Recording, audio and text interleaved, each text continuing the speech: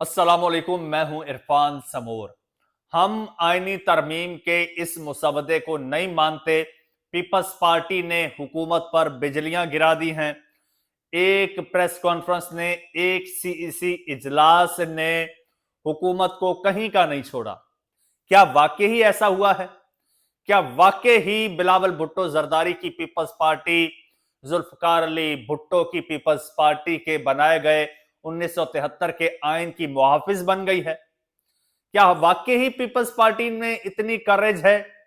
क्या वाकई ही इतनी जुर्रत आ गई है कि वो 27वीं आईनी तरमीम को मुस्तरद कर सके? हकीकत क्या है? हकीकत आपको बताऊंगा।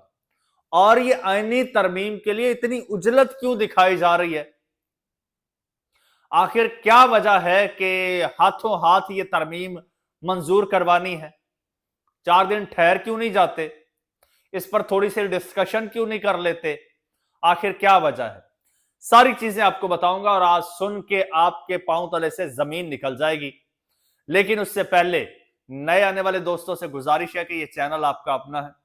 अगर अभी तक इसको सब्सक्राइब नहीं किया तो सब्सक्राइब जरूर कर लीजिए और बेल आइकन पर क्लिक कर दीजिए ताकि हर नई आने वाली वीडियो टाइमली आपको मौसूल हो जाए। दोस्तों, एक थी पीपल्स पार्टी। उसने पाकिस्तान को एक आइन दिया था जिसे 1973 का आइन कहते हैं। फिर एक थी पीपल्स पार्टी, वो 18वीं तरमीम लेकर आई थी और उसने सूबों को खुद मुख्तारी दी थी। और आज एक पीपल्स पार्टी है जो पहले सूबों के इख्तियारात कम करने का, सूबों के इख्तियारात सल्ब करने का या फिर 18वीं तरमीम को रोल बैक करने का एक मुसवदा शेयर करती है और फिर अवामी रिएक्शन देखती है, फिर पै दर पै इजलास बुलाती है और फिर कहती है हम इस मुसवदे को नहीं मानते। ये गेम क्या है दोस्तों? दोस्तों, एक 27वीं आईनी तरमीम आ रही है जिसमें कुछ जजेस अपॉइंट करने हैं, कुछ जजेस की उम्र की हद बढ़ानी है, चीफ इलेक्शन कमिश्नर के हवाले से कोई तरमीम होगी, कोई किसी और हवाले से होगी, कोई किसी और हवाले से होगी। एक कोई आर्टिकल 243 है। अच्छा, मैं तो इतना खैर पढ़ा लिखा नहीं हूं, मुझे नहीं पता कि क्या अहमियत है आर्टिकल 243 की, लेकिन यही चीजें हैं। तो इस हवाले से पहले बिलावल भुट्टो जरदारी ने सबसे पहले एक ट्वीट किया और कहा कि जी ये मुसवदा है और ये शहबाज शरीफ साहब मेरे और मेरे वालिद साहब के पास आए थे और हमसे ताउन मांग रहे थे, मदद मांग रहे थे ये तरमीम करवाने के लिए। और फिर जनाब उन्होंने ये कार्ड खेला और इस तरमीम को अवाम के सामने रख दिया, अपनी कन्नी झाड़ ली कि जी हम साइड पे हैं, ये शहबाज शरीफ साहब लेकर आए थे। फिर जब अवामी रद्द अमल आया कि भाई पीपल्स पार्टी तो अपने ही लाई हुई तरमीम को रोल बैक कर रही है, यानी 18वीं तरमीम को रोल बैक कर रही है, हर बंदा हैरान था कि यार ये कैसे मुमकिन है कि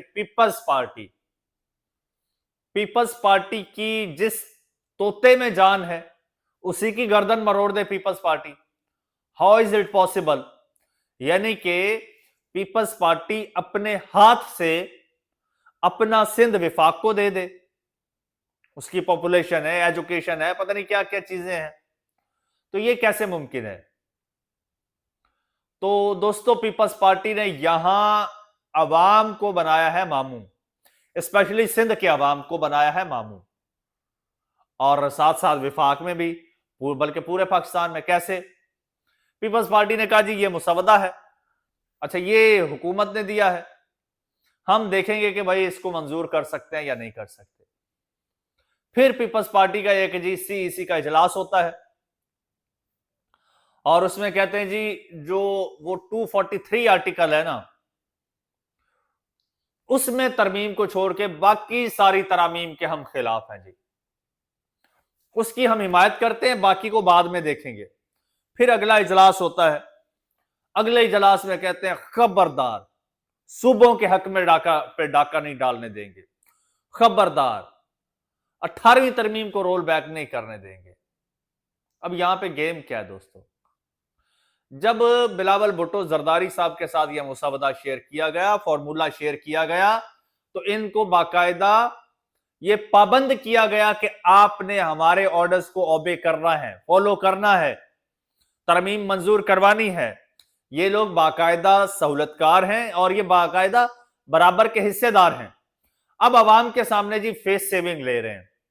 पीपल्स पार्टी हमेशा की तरह शार्पनेस दिखा रही है, फेस सेविंग ले रही है।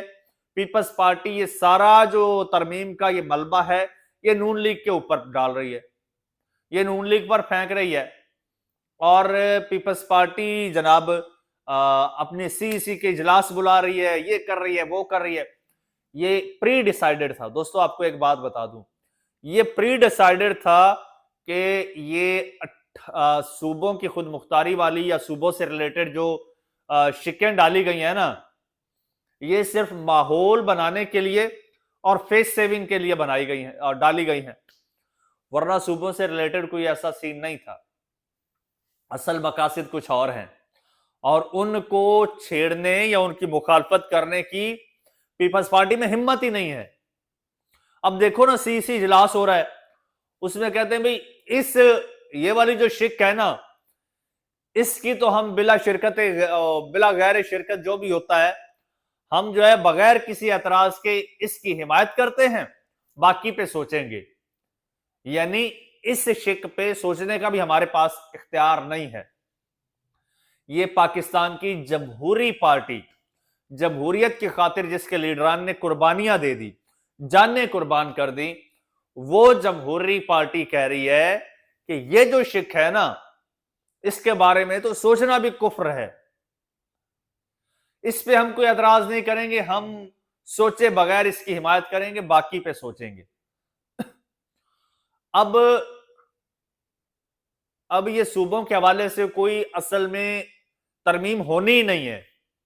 ये हमें एक शुरली डाली गई है कि अवाम तनकीद करेगी और आप तनकीद का बदला ये देना कि आप कहना जी देखें हमने सूबा बचा लिया जी, हमने सूबे बचा लिए, हमने 18वीं तरमीम बचा ली, हमने सूबों की खुद मुख्तारी बचा ली।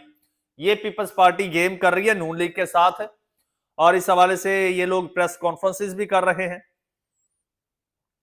और ये लोग जनाब बड़ा कुछ कर रहे हैं। अब इस वक्त सारा का सारा जो मलबा है वो नून लीग पर डाला जा रहा है और इस हवाले से विफाकी काबीना से 27वीं आईनी तरमीम का मुसवदा आज दोस्तों जब मैं आपसे मुखातिब हूं तो आज हफ्ते के रोज विफाकी काबीना से मंजूर होने का इम्कान है। शहबाज शरीफ साहब ने काबीना का इजलास तलब कर लिया है जनाब और इजलास में काबीना को 27वीं तरमीम पर ब्रीफिंग दी जाएगी और आज ही तरमीम सेनेट इजलास में भी पेश किए जाने का इम्कान है और शहबाज शरीफ साहब ने इत्तेहादी जमातों को एतमाद में लिया और इसके अलावा मुत्तहिदा कौमी मूवमेंट के वफ्द से मुलाकात में एमक्यूएम के बलदियाती मुसवदे को 27वीं तरमीम में शामिल करने का भी यकीन दिलाया। अब एमक्यूएम कहती है कि भाई जो लोकल गवर्नमेंट है, जो बलदियाती इदारे हैं, उन्हें स्ट्रेंथन किया जाए और मुत्तहिदा ने भी हिमायत कर दी है और दीगर जमातों ने भी हिमायत की है और मदद का वादा किया है और यही सीन है। अब देखते हैं कि अब होगा क्या। अब बैलर एक आपको बात बता दूं, क्लियर कट बता दूं, क्लियर कट बगैर किसी लगी लिपटी के आपको एक बात बता दूं। पीपल्स पार्टी कह रही है कि हम ये शिक नहीं मानेंगे, ये शिक नहीं मानेंगे, ये शिक नहीं मानेंगे। दोस्तों आपको बता दूं, मैं पहले भी बता चुका हूं, फिर बता रहा हूं, पीपल्स पार्टी वाले इसी तनख्वाह पे काम करेंगे। बस उनको बोनस में आजाद कश्मीर और गिलगित मिलेगा। अभी से लिखवा लीजिए मुझसे, ये लोग इसी तनख्वाह में काम करेंगे। अवाम के सामने जितने भी जमहूरियत पसंद बनते फिरें, असल इनकी हैसियत यह है कि वो कहते हैं कि हमने इस शिक को नहीं छेड़ना। ना ना ना ना ना, इस शिक को नहीं छेड़ना। ये इनकी जमहूरियत पड़ी है टोटल, ये इनकी टोटल जमहूरियत है। कहते ना इस शिक को क्यों, ये ऊपर से आई है, इसको छेड़ने की हमारे पास अथॉरिटी नहीं है। दोस्तों ऐसी शिकों को रिजेक्ट करने वाला पाकिस्तान में सिर्फ एक ही लीडर है, एक ही लीडर है जो ऐसी हर शिक को रिजेक्ट करने की जुर्रत रखता है, और यही वजह है कि आज वो जेल में पड़ा है। आगे खुद आप अंदाजा लगा लीजिए, एक शेर को पिंजरे में बंद कर दिया गया, बाकी किसी में इतनी हिम्मत ही नहीं है, इतनी जुर्रत ही नहीं है कि वो बोले कि यार आप हमारे हक पे डाका डाल रहे हो, आप हमारे हक पे डाका डाल रहे हो, बल्कि आप खुद अपना हक उनको दे रहे हो। ये आपकी कुल हैसियत है। चैनल आपका अपना है, अगर अभी तक सब्सक्राइब नहीं किया तो सब्सक्राइब कर लीजिए, बेल आइकन पर क्लिक कर दीजिए और मुझे इजाजत दीजिए। अल्लाह हाफिज।